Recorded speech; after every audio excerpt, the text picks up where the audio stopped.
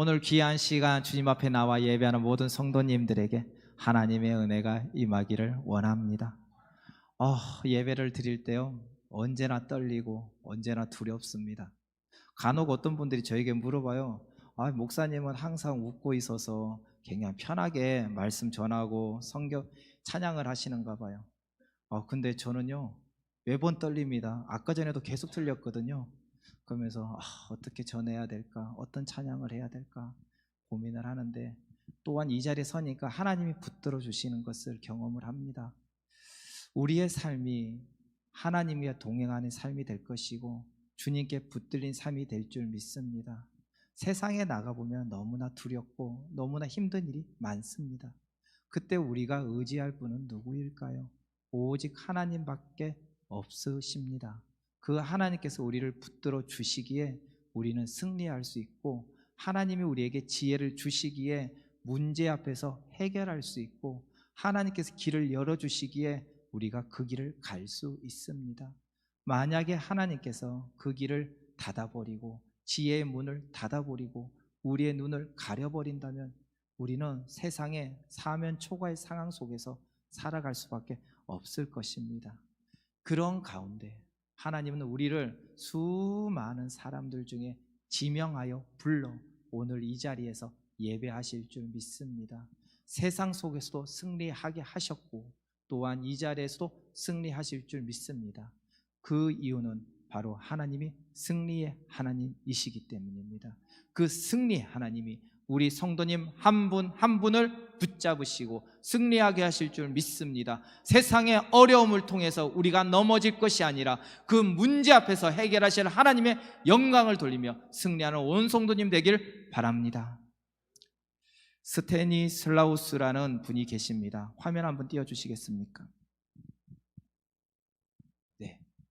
네. 스테니슬라우스가 쓴 영혼의 정원이라는 책에 보면은 이런 내용이 있습니다.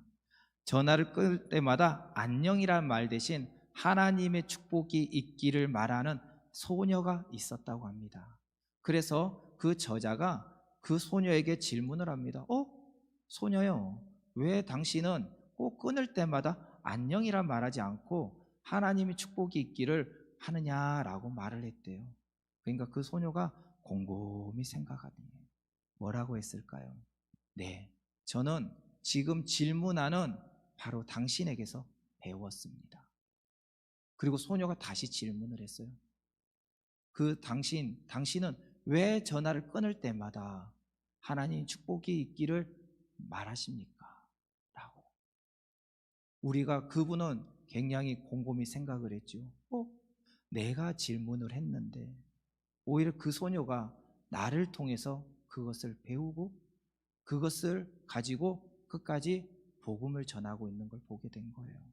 그러면서 그분은 이런 얘기를 합니다. 그는 나도 모르게 어렸을 때부터 배운 습관이로서 어렸을 때부터 계속 하나님의 축복이 있기를 원합니다 했던 그 메시지가 이제 나의 삶이 되었고, 이제는 모든 사람에게 하나님의 축복이 있기를 원합니다라고 말을 한다는 거예요. 사람마다 습관이 있습니다. 어떤 사람은 항상 감사하는 사람이 있고 어떤 사람은 항상 불평하는 사람이 있습니다. 어떤 사람은 무슨 일을 당해도 하나님이 하실 거다는 그 믿음을 갖고 살아가는 분이 계신가 하면, 어떤 분은 신앙생활을 하면서 중직자이면서도 불구하고 항상 두려워하며 염려하고 하나님의 말씀보다는 세상의 관점에서 살아가는 분들이 있다는 거예요. 3살 버릇 80까지 간다는 말이 있습니다. 그래서 어렸을 때 그 버릇을 잘 잡아줘야지 그 아이가 성장해서도 더 큰 일을 감당할 수 있는 거예요. 우리 성도님들은 어떤 습관을 가지고 계십니까? 제가 저번에도 말씀드렸다시피 저는 굉장히 부정적인 사람이었습니다. 매사에 불평과 불만을 가진 사람이었는데 한 목사님을 만나게 되었어요. 저 역시도 그 목사님은 항상 감사하다는 표현을 씁니다. 제가 카톡에 보면 감사하다고 표현을 하잖아요. 그 감사하다는 표현을 누구한테 배웠냐면 그 목사님께 배웠습니다. 그 목사님이 뭐냐면 모든 것은 하나님이 주관하시는 걸 알면서 왜 우리가 불평을 할까? 불평하기보다, 어려운 일이 있어 낙심오기보다 하나님이 하실 걸 믿고 감사하자라고 마인드를 바꿨고 그걸 저에게 제시를 했습니다. 그리고 저 역시도 그 다음부터 그것을 쓰기 시작했어요. 처음에는 낯뜨거웠습니다. 아이고, 무슨 남자가 이런 얘기를 해. 내가 나이가 몇인데.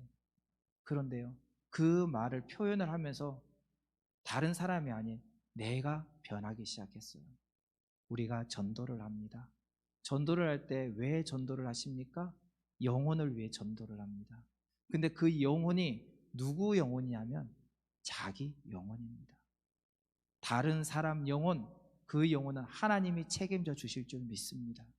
우리는 전도를 써서 그 역할을 감당하되, 근데 내가 그 자리에 나가지 않으면 내 영혼조차 죽어버리는 겁니다. 우리가 말씀을 보자고 했을 때 아멘으로 감당하고 말씀을 보시는 분들이 있는가 하면 어떤 분들은 바쁘다는 이유로 말씀을 읽지 않는 분들이 있습니다. 큰 차이는 없어요. 말씀을 읽냐 안 읽냐. 그런데 시간이 지나서 어느 순간에 보면은 순간 읽었던 그 말씀이 나에게 길과 진리가 되고 생명의 말씀이 되어 있는 거예요. 그러나 평상시에 말씀을 읽지 않는 사람들은 그 말씀이 나에게 길과 진리가 되지 않습니다. 그냥 예배 처소에서 예배하는 예배자일 뿐이죠. 하나님은 우리에게 내가 너를 구원하였다. 내가 너를 구원하였으니 너는 내 말대로, 내 뜻대로 주야로 묵상하고 기도하고 강구하고 하나님의 말씀을 준행하라. 그러면 내 길이 평탄하고 형통하리라. 여호수아 1장 8절에 말하고 있는 것이죠. 오늘 이 자리에서 예배하는 모든 성도님들, 바로 나의 습관, 혹시나 조금 전에 말씀드렸던 하나님의 축복이 있기를 간구하는 이 사람과 달리 불평과 불만의 모습을 가지고 있는 분이 혹시나 있다면 오늘 이 순간 그것을 접어버리고 감사하고 하나님께 영광 돌리는 삶을 살기를 주님의 이름으로 축원합니다. 이렇게 우리가 하나님의 축복을 전할 수 있는 것은 바로 우리가 주님께 택함 받은 존재이기 때문입니다. 택함 받은 존재를 무엇이라 하냐면 성도라고 말하고 하나님의 자녀라고 말합니다. 이 하나님의 자녀에게는 화면 한번 보여주시겠습니까? 꼭 알아야 할 것이 있는데 바로 나의 나 된 것은 오직 하나님의 은혜라는 거예요. 얼마 전에요, 우리 아이가 셋째가요 반장이 됐어요. 우리 가족에 최초로, 우리 대대로 최초로 됐어요. 그래서 우리 집에 3학년 애가 반장이 됐다니까 외가나 친가나 전부 다 경사가 났습니다. 아이고, 우리 집에 이런 머리가 있나. 그래서 제가 생각할 때는 머리보다는 좀 당돌해서 조금 이렇게 열심히 움직이는 그런 성격이라서 그런가 보다 하는데, 근데 이런 생각하면서 너무 기쁘더라고요. 그러면서 왜 부모가 돼서 자녀를 보고 기뻐하는지 이제 조금 알겠는 거예요.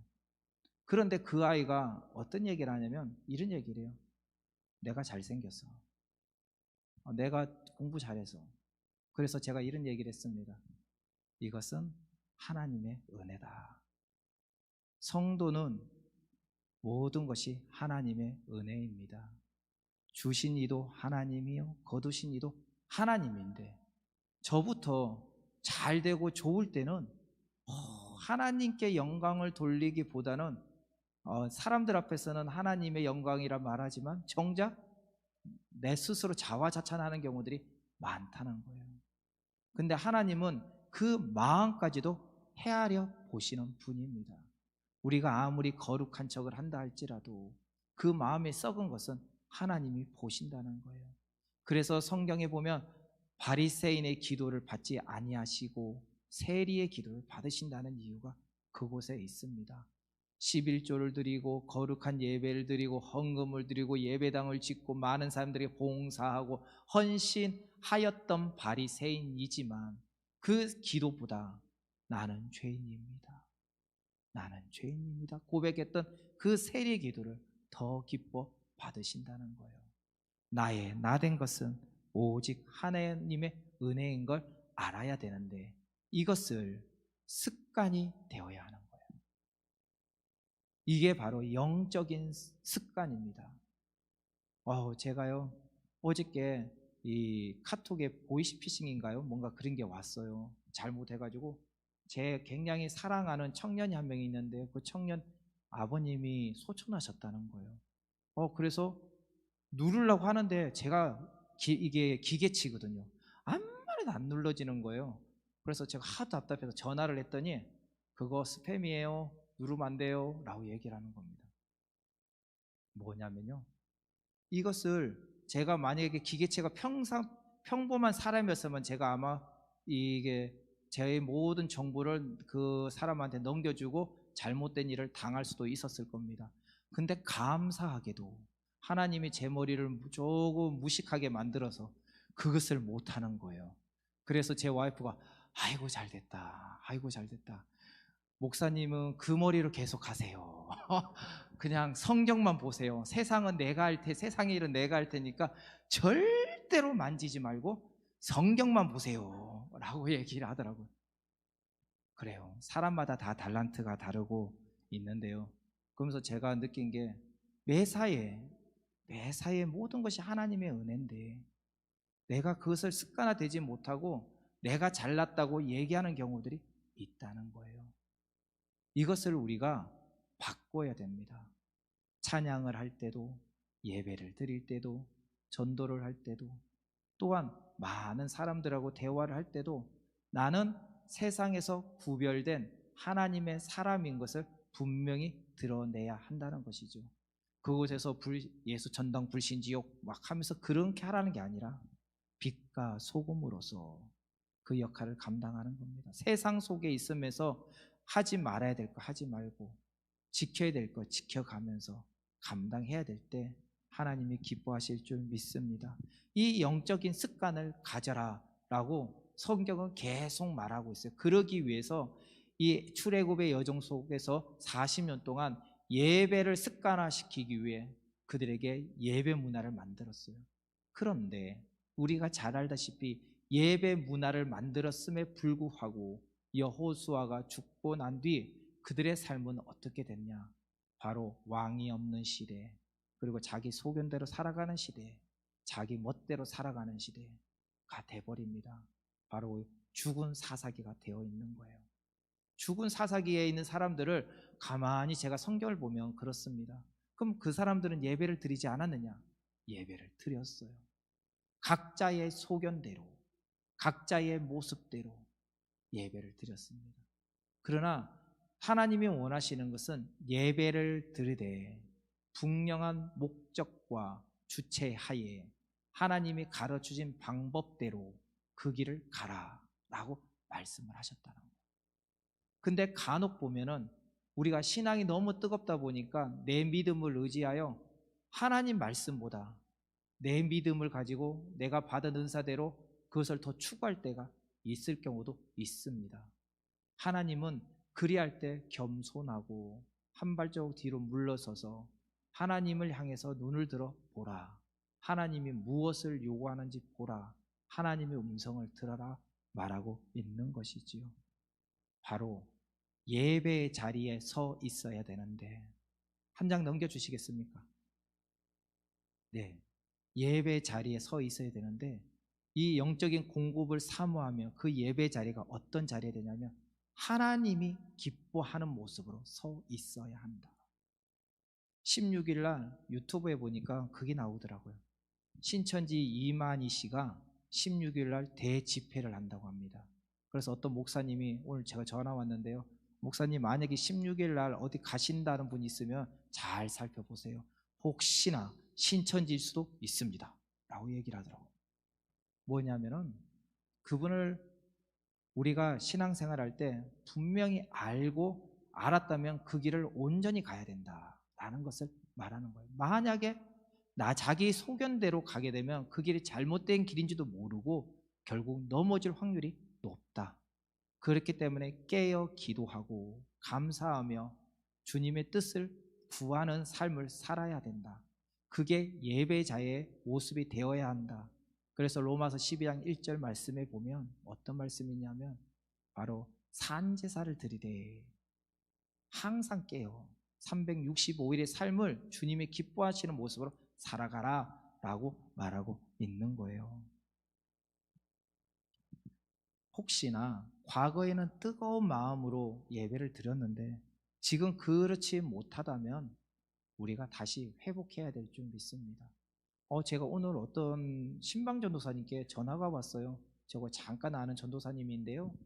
그 전도사님이 와가지고 목사님, 우리 교회가 코로나 이후로 너무 많이 힘들어졌어요. 기도해 주세요 라고 하는 거예요. 제가 알기로는 이제 중형교회로서 굉장히 뜨겁고 굉장히 풍성하며 좋은 교회였는데 코로나 이후로 그 3년이란 시간이 그 교회를 피폐하게 만들어 버렸습니다. 젊은 사람들이 많았는데 그 젊은 사람들이 대거 빠져나가고 지금은 100여 명밖에 남지 않았다고, 너무 많이 힘들다라고 말을 하는 거예요. 그러면서 저에게 말하는 게, 목사님 있을 때 그 참 뜨거웠는데 그 뜨거움이 지금 우리 교회에 다시 있기를 소망합니다. 혹시 목사님보다 한 10배 정도 뜨거운 분이 있다면 좀 소개 좀 시켜주세요. 그래, 제가 그랬어요. 그런 사람 없습니다. 제가 제일 뜨거운 것 같아요.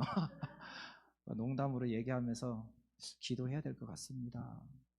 뜨거움이, 그 옛날에 만났던 그 뜨거움, 열망이 만약에 지금 없다면 그걸 우리가 회복해야 될 줄 믿습니다. 옛날 이야기로 치부해버리면 결국 나 스스로 영이 죽어버리고 나 스스로 도태하고 넘어질 수밖에 없습니다.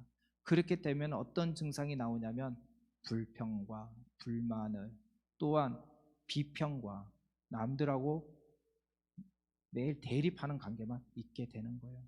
충만한 사람과 충만하지 못한 사람의 차이가 뭔지 아십니까? 충만한 사람은 겸손합니다. 충만한 사람은 항상 기뻐합니다. 충만한 사람은 얼굴에 웃음이 나옵니다. 그런데 충만하지 못한 사람은 눈매가 매우 날카롭습니다. 그리고 불평이 있습니다.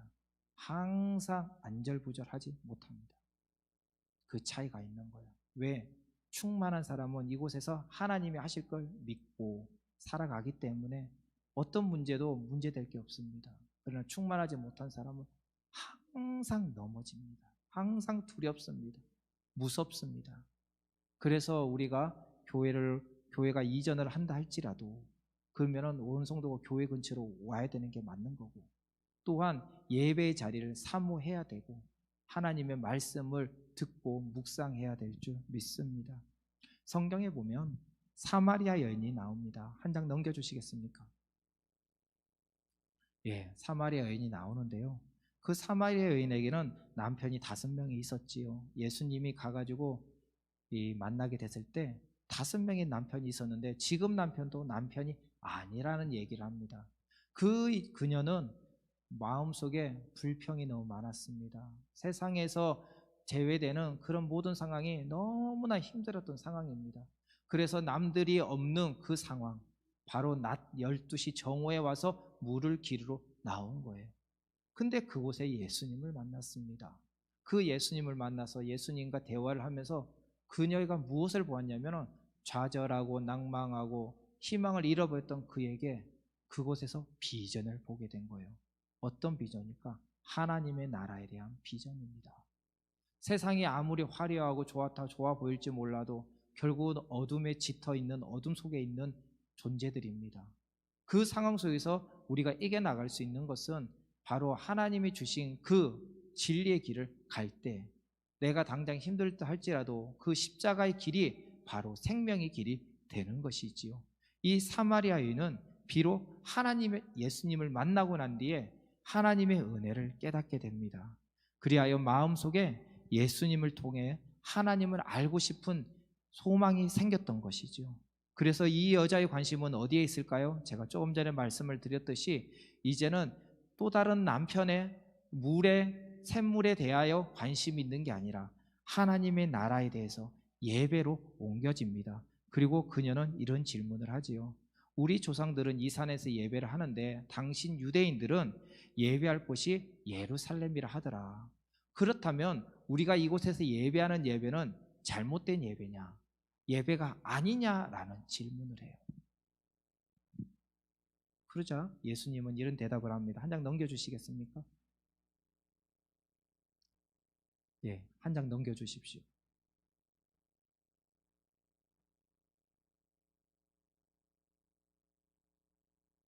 네, 예, 앞에. 예, 우리 같이 한번 읽어볼까요? 내 말을 믿으라. 이 산에서도 말고 예루살렘에서도 말고 너희가 아버지께 예배할 때가 오는데 지금이다. 너희가 진정으로 예배하는 방법은 신령과 진정으로 예배를 하는 것이다. 하나님께서는 이렇게 예배하는 자를 찾으시다. 그래요. 예수님이 뭐라고 했어요? 이 산에서도 말고 예루살렘에서도 말고 아버지가 올 때를 기다리라. 그때가 언제다? 지금이다. 아버지가 원하는 것은 외형적으로 예배하는 자가 아니라 신령과 진정으로 예배하는 자를 찾으신다. 전심으로 주님을 바라보는 자가 찾으신다. 너가 그런 사람이 되기를 원한다 라고 말하시는 거예요. 그 사람의 마음을 하나님이 만지시고 그분을 통해서 주님께서 영광을 받으실 줄 믿습니다.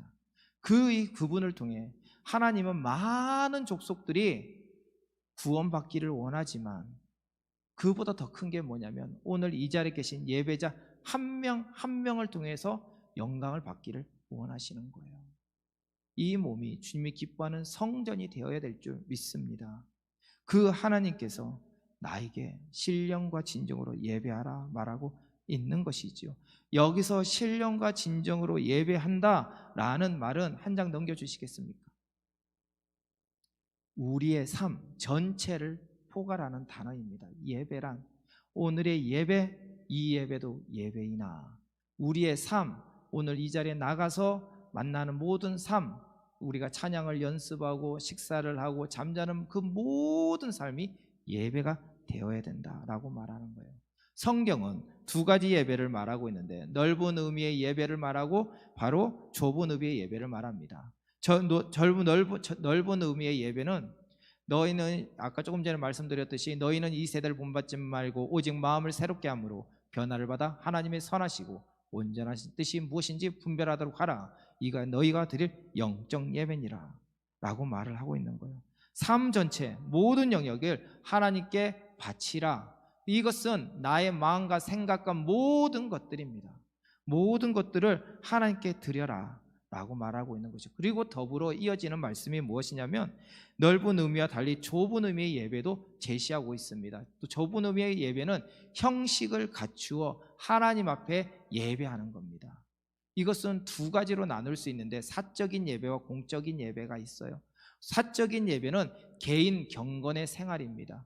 새벽을 깨워 하나님께 예배하는 시간, 또한 우리가 식사할 때 식사하는 그 모습, 그리고 우리의 삶 속에서 드러나는 모든 것들, 이 사적인 삶 속에 드러나는 이 상을 속에서 하나님 앞을 작정하고 예배하는 그 시간을 사적인 예배의 모습이요, 공적인 예배는 하나님의 부르심을 받은 자들이 사랑방 모임 그리고 우리 기관들 모임 외에 이렇게 공예배에 나와 하나님께 예배하는 이 모든 것들이 바로 공적인 예배가 되어야 한다고 말을 하고 있는 것이죠.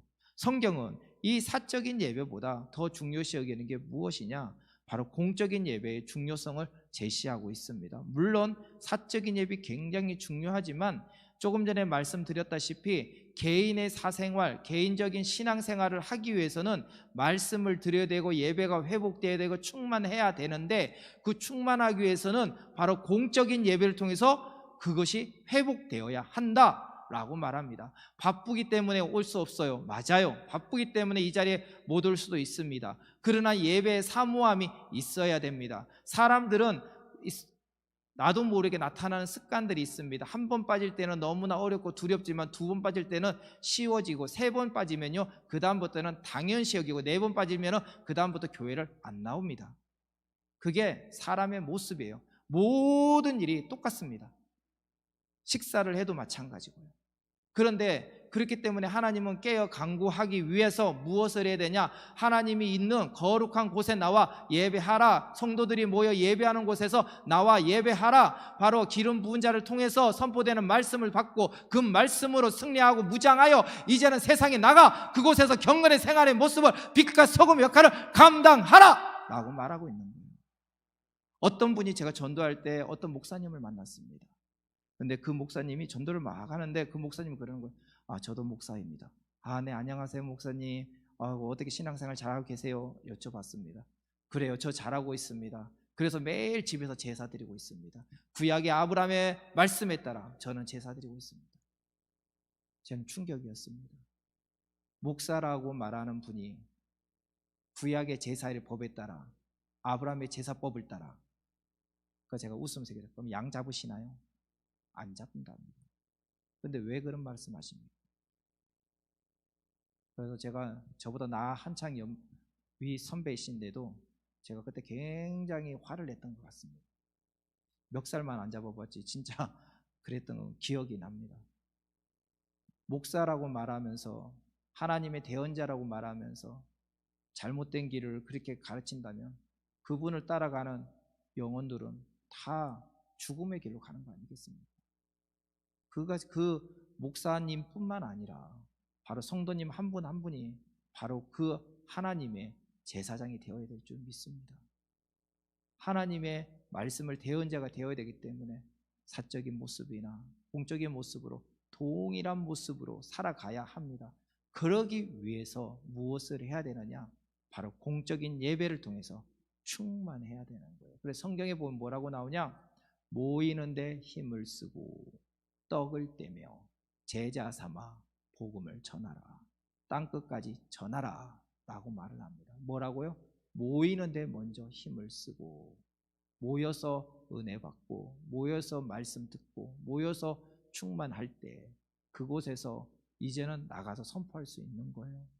그래서 마가의 다락방에서 120문 성도가 무엇을 했습니까? 흩어지지 않고 그곳에 모여 기도부터 시작을 했어요.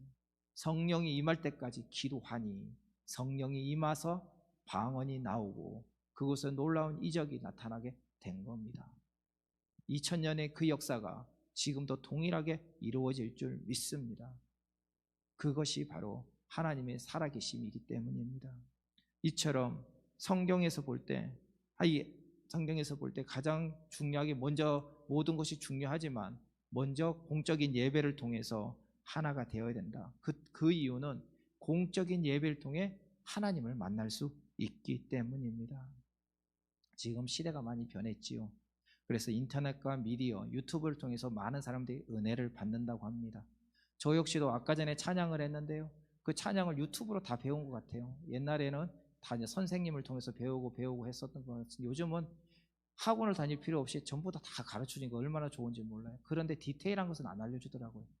이와 같이 바로 아무리 세상이 변해도 변하지 말아야 될 게 있는데 성도로서의 분명한 자신을 돌아볼 줄 알아야 됩니다. 성경의 근거에서 우리가 살아가야 하는 거예요. 성경에 보면은 바로 말세가 될 때 모이기를 피하는 사람들이 어떤 습관같이 하지 말고 오직 그날이 가까움을 볼수록 더 격려하고 모이도록 힘쓰라고 말하고 있습니다.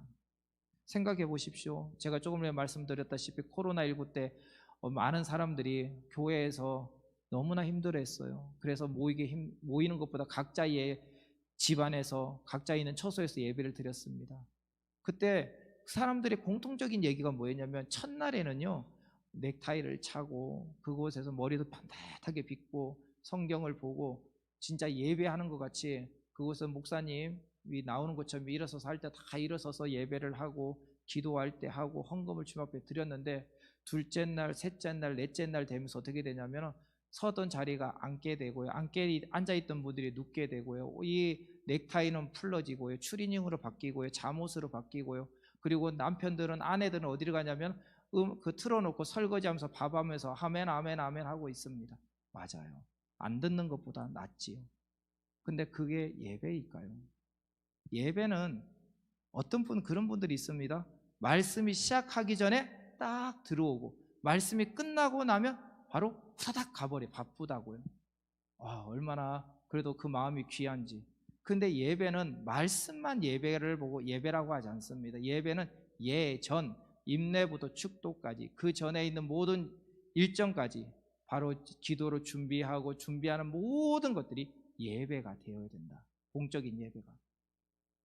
그렇기 때문에 우리의 삶 속에서 이 공적인 예배로서 예배자로 바로 섰을 때 우리의 삶 속에서도 예배의 모습이 드러나게 됩니다. 근데 공적인 예배자의 자리에서 예배자의 모습이 나오지 않으면 세상에서도 똑같은 모습으로 교인인지 성도인지 세상 사람인지 구분을 못하게 되는 거예요. 하나님은 우리에게 구별하라 라고 말합니다. 세상에 나가라, 복음을 전하라 얘기했지만 그곳에서 세상 사람들과 같아지라는 말이 아니에요. 같이 더불어 함께 하지만 그곳에서 빛과 소금으로서 그 역할을 감당하라. 만약에 그 소금이 그 쓸데없어지면 밖에 버려지는 거다. 소금이 소금의 역할을 못하면 그렇게 된다고 말하고 있는 것이지요. 그렇기 때문에 이 공적인 예배가 그렇게 예배가 굉장히 중요한데 예배를 우리 삶 속에서 드러나기 위해서는 공적인 예배가 반드시 이루어져야 한다는 겁니다. 즉 넓은 읍이 우리의 삶 속에 365일의 모든 삶이 예배가 되는 것과 공적인 예배는 함께 어우러져야 된다는 거예요. 만약에 공적인 예배는 예배고 삶의 예배가 다르다, 그것은 잘못된 생각입니다. 공적인 예배에서 은혜를 받고 그곳에서 준비가 되었으므로 세상에 나가 제자 삼아 복음을 전하는 그 역할을 감당하게 되는 거예요. 그 역할이 안 되면은 세상에서 흩어지고 말 것입니다. 제가 군대 가가지고 사격장을 가잖아요. 사격장이 얼마나 험한지 몰라요. 그게 왜냐면요, 잘못하면은 오발 사고가 나면은 사람이 다칠 수가 있기 때문에 기합을 굉장히 많이 줍니다. 이와 같이 준비가 돼 있지 않으면은 총을 쏠 수가 없어요. 군사 역할을 못 하게 되는 거예요. 하나님의 백성이 하나 전신갑주를 입고 나가야 되는데 전신갑주를 입지 아니하고 그냥 모양만 성도라고 나가게 되면은요 100% 넘어지게 된다는 것이죠. 즉 이 예배의 모습은 어떤 모습과 동일하냐면요, 한 장 넘겨주시겠습니까? 예, 지금 저기 사진을 보니까 저수지가 있고 밑에 밭이 있잖아요. 저와 같습니다. 지금 저곳에 저수지가 풍성하기 때문에 저곳에서 논도 밭도 이렇게 많은 농작물을 얻을 수 있는데 만약에 저 저수지에 물이 하나도 없다고 생각해 보십시오. 밑에서 수확을 얻을 수 있을까요? 얻을 수가 없어요. 하나님의 말씀에 충만하지 않으면은 나가서 그 역할을 전혀 감당하지 못합니다. 아까 초반에도 말씀드렸다시피 충만한 자와 충만하지 못한 자의 차이가 그곳에서 드러나게 되는 거예요. 충만한 자는 어떤 상황 속에서도 하나님의 약속을 믿고 승리하며 나갈 수 있지만 충만하지 못한 자는 하나님의 약속을 믿지 못하는 상황에 놓이게 된다는 거예요. 제가 저번에도 말씀드렸다시피 어느 교회에서 이 비가 오지 않는 날 그 기도원에 가서 기도를 하러 갔어요. 근데 뭐라고 했습니까? 어느 누구도 우산을 들고 가지 않습니다. 믿음이 있으면 믿음의 행보가 있어야 돼요. 그런데 믿는다고 하면서 그런 모습이 드러나지 아니한다면 그것은 믿는 자가 아닌 것이죠. 오른손이 한 걸 왼손이 모르게 하라라고 성경은 분명히 말하면서도 자기가 한 일에 대해서 드러내고 남들에게 칭찬받기를 원하고 남들에게 보여지는 것을 한다면 그것은 그 상은 사람들에게 받을지 몰라도 하나님께 받지는 못합니다. 이와 마찬가지예요. 충만하지 못한 자는 우리의 삶 속에서 다 보여지게 되는 거예요. 우리 눈에 보이는데 하나님 눈에 보이지 아니할까요? 보인다는 것이죠. 그렇기 때문에 우리가 공적인 예배를 사모하고 이 예배를 통해서 충만하여 우리가 세상에서 그 역할을 감당해야 될 줄 믿습니다. 즉 교통한다는 거예요. 교통. 이 교통이 있어야 된다는 겁니다. 만약에 우리가 신앙생활에서 불편한 마음으로 신앙생활 하시는 분들이 있잖아요. 저도 그렇습니다. 제가 우리 아이가 많이 아프면은 언제는 그랬어요. 우리 아이가 너무 아픈데 오늘 꼭 교회 가야 되나? 목사인데 그런 생각을 했어요. 잘못됐죠. 아빠로서 과감하게 결단을 해야 되는데 근데 제가 그때 결국은 목사이기 때문에 억지로 아이를 데리고 이 교회로 왔는데요. 불편한 마음으로 예배를 드리니 하나님의 말씀에 귀에 들어올까요? 들어오지 않을까요? 안 들어와요. 아무리 목사라도 안 들어옵니다. 그리고 나하고 적대시하는 분이 앞에 있으면요, 아무리 목사로 해도요, 두렵고요, 떨리고요, 그리고 그 사람 때문에 예배가 안 드려져요. 그리고 그 사람이 오른쪽에 있으면 나는 왼쪽에 서게 되고요, 왼쪽에 서면 저기 서게 됩니다. 혹시 나랑 가까이 있는 분이 저 멀리 있다면 나와의 관계를 한번 돌아보기를 소망합니다. 분명하게 문제가 있기 때문에 멀리 있기 때문에요. 이처럼 마음은 불편한데 하나님께 예배하는 걸 뭐라고 하냐면 위선이라고 말을 해요. 성경에 보니 뭐라고 나와 있냐면 형제 간에 다툼이 있거든. 그 다툼을 풀고 와서 예배하라 라고 말을 해요. 그래도 예배가 잘 안 이루어집니다. 영적인 전쟁이기 때문에 순간순간 틈타는 수많은 상황과 환경 그리고 생각들로 우리를 넘어지게 합니다. 그런데 문제가 있다면 그 문제로 인해서 하나님을 보지 않고 이 자리에 있지만 항상 머리는 딴 생각을 가지고 있을 때가 있다는 것이지요. 그렇기 때문에 위선의 예배를 드리지 말고 그 문제를 풀어라 라고 성경은 말하고 있습니다. 그렇기 때문에 영적인 습관이 매우 중요하다라는 것이죠. 영적인 습관은 바로 하나님을 만나는 간격이 있는 것입니다. 하나님을 기대하는 마음을 가져야 됩니다. 그리고 하나님을 통해 만끽하는 기쁨이 있어야 돼요. 뭐라고요? 감격과 마음과 기쁨이 있어야 돼요. 제가 이번 부흥회 때 굉장히 기뻤어요. 왜 기뻤냐면요, 막 제가 찬양을 많이 해서 기쁜 게 아니라 옆에 찬양대원들이 딱 섰는데 꽉 차는 거예요. 그래서 제가 눈을 감고 이렇게 기도를 하는데요, 제 느낌에 우리 성도님들은 몰랐을 못 봤을 거예요. 제 느낌에 천사들이 꽉 차 있는 느낌. 근데 여기만 차 있는 게 아니라 여기가 꽉 차 있는 느낌을 갖는 거예요. 그러면서 찬양을 하는데 목소리도 퍽 울림이 너무 좋았어요. 이런 은혜가 있나 했는데 봤더니 에코를 틀어놓은 거예요. 그러니까 울림이 좋았는데 저는 착각을 한 거죠. 하나님 이런 은혜를 주셨구나. 감격. 근데 이것이 왜 생겼냐면 기대하는 마음이 있었기 때문에. 부흥회를요, 우리 교회에서 코로나 때문에 정말 못했잖아요. 근데 목사님부터 온 성도가 기대하기 시작했어요. 언제부터? 한 달 전부터 벌써 부흥회를 준비하면서 찬양팀요 진짜 우리 성도님들한테만 얘기하는데요, 정말 준비 많이 했어요. 그래서 내가 웬만하면 카톡을 끊고 싶더라고요. 왜 이렇게 시끄럽게 해? 왜 찬양 자꾸 준비하라고 하지? 할 정도로 그만큼 기대하는 마음으로 찬양도 준비하고, 찬양을 준비한다는, 찬양은 곡조 있는 기도기 때문에 기도를 그렇게 준비하더라고요.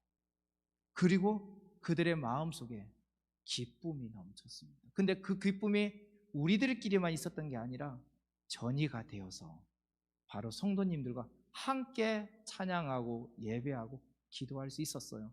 근데 더불어 또 귀한 사자 목사님을 보내주셔가지고 그 목사님이 귀한 말씀을 또 주셨고, 그 말씀을 인간적으로 받지 아니하고 다들 아멘 하면 너무 잘하더라고요. 근데 제가 아멘 할 때니까 아멘 아무도 안 했어요. 맞죠? 지난주에. 그게 영적인 권위인 것 같습니다. 제가 그래서 기도를 많이 해야 되겠다라는 생각을 했는데 맞습니다. 감격과 마음의 기쁨이 우리 속에 있어야 되는데 이게 영적인 습관이 돼야 돼요. 그것을 사모함으로 그것이 우리에게 충만해야 됩니다. 문제 때문에 넘어지는 게 아니라 문제 때문에 우리가 기도할 수 있으면 감사하고, 이것을 이기게 하실 분이 하나님인 걸 알고 예배자로서 공적인 예배 자리에 앞장서야 될 줄 믿습니다. 그렇다면 어떤 분은 이런 생각을 할 거예요.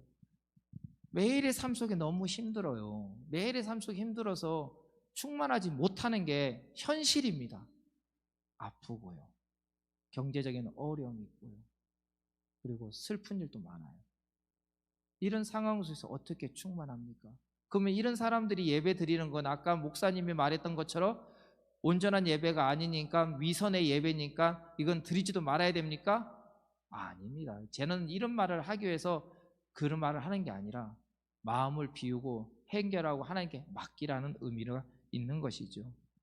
다시 말하자면 내가 슬픔과 아픔이 있어서 위선의 예배가 아니라, 그렇게 해서 예배를 드리는 게 아니라, 그런 마음이 있다 할지라도 하나님을 찾는, 한 장 넘겨주시겠습니까?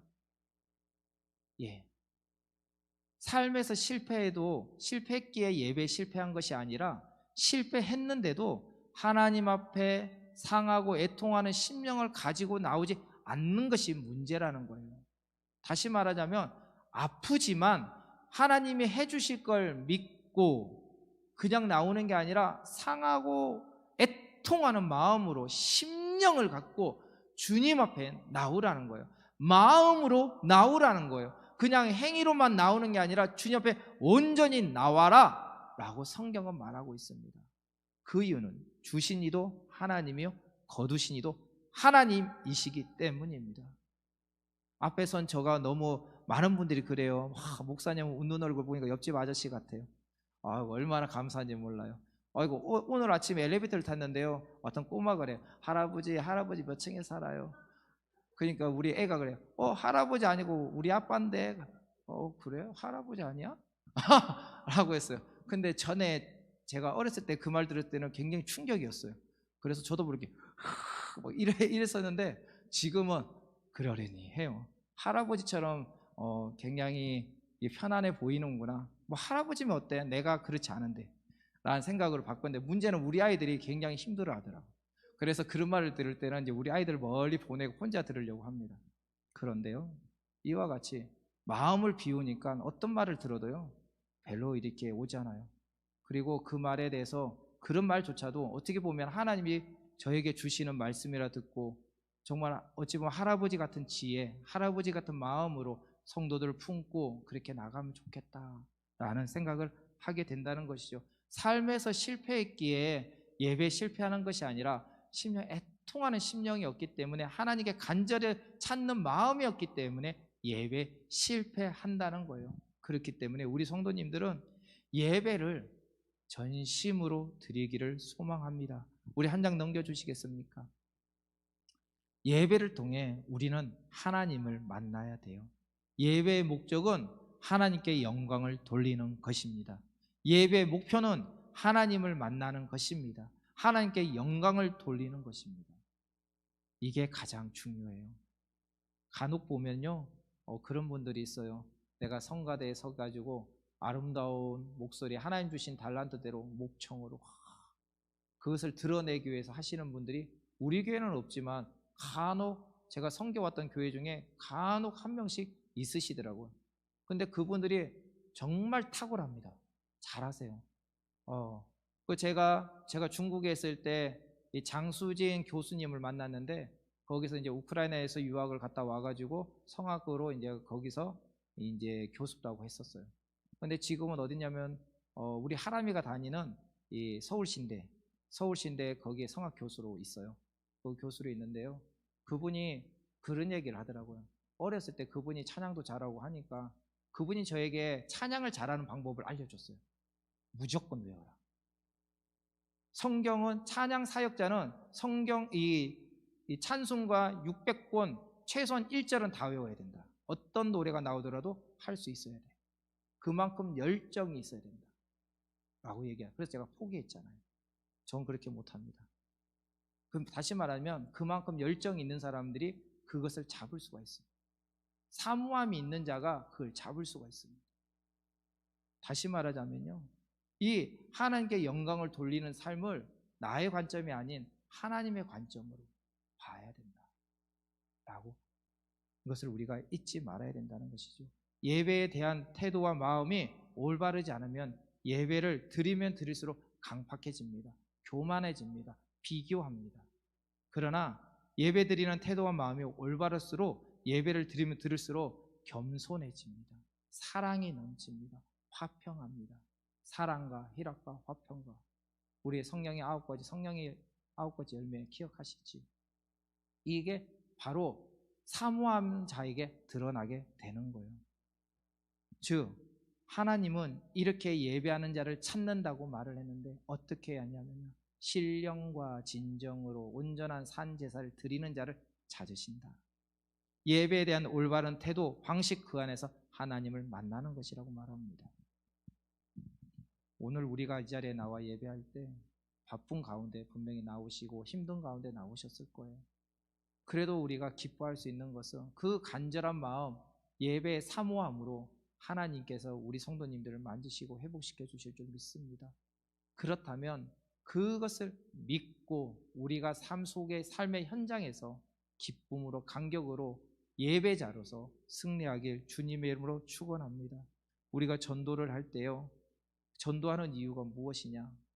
바로 그 영혼을 구원하기 위함입니다. 그 구원한다는 게 뭐냐면 그 사람이 하나님 앞에 온전하게 예배하게 하기 위한 것이에요.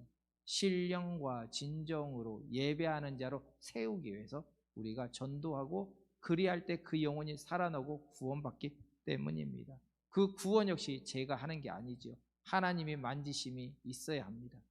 그러므로 우리 온 성도님들, 나에게 주신 사명이 무엇인가요? 바로 먼저 예배자입니다. 하나님이 주시는 그 예배자, 신령과 진정으로 드리는 그 예배자, 성령 충만함으로 드리는 예배자, 삶 속에서 구별된 삶으로 살아가는 예배자, 빛과 소금의 역할을 감당하는 예배자가 바로 우리에게 주신 사명인 거예요. 그 사명 가운데 그로 인해서 충만함으로 전도할 수 있고, 충만함으로 기도할 수 있고, 충만함으로서 선한 일을 감당할 수 있는 겁니다. 오늘 이 자리에 예배하는 모든 성도님들, 온전한 예배자로 주님과 동행하는 삶을 살아가길 주님의 이름으로 축원합니다.